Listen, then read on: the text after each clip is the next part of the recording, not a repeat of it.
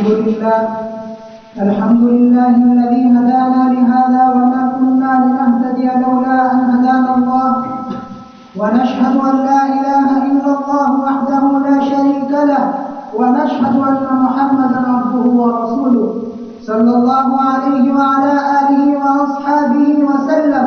أما بعد، أعوذ بالله من الشيطان الرجيم. يا أيها الناس اتقوا ربكم واخشوا يوما لا يجزي والد عن ولده ولا مولود هو جاز عن والده شيئا، إن وعد الله حق، فلا تغرنكم الحياة الدنيا ولا يغرنكم بالله الغرور.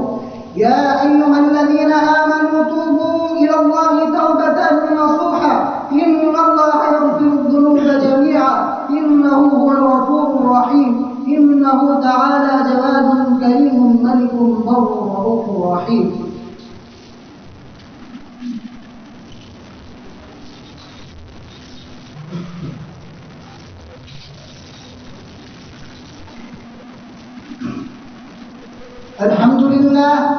الحمد لله نحمده ونستعينه ونستغفره ونؤمن به ونتوكل عليه، ونعوذ بالله من شرور أنفسنا ومن سيئات أعمالنا.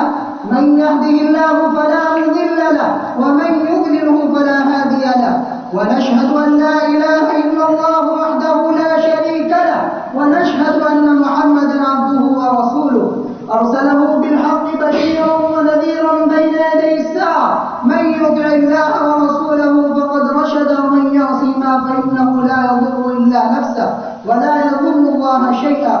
أعوذ بالله من الشيطان الرجيم. إن الله وملائكته يصلون على النبي، يا أيها الذين آمنوا صلوا عليه وسلموا تسليما. صدق الله العظيم. اللهم صل على محمد عبدك ورسولك، وصل على المؤمنين والمؤمنات والمسلمين والمسلمات، وبارك على محمد وأزواجه وذريته.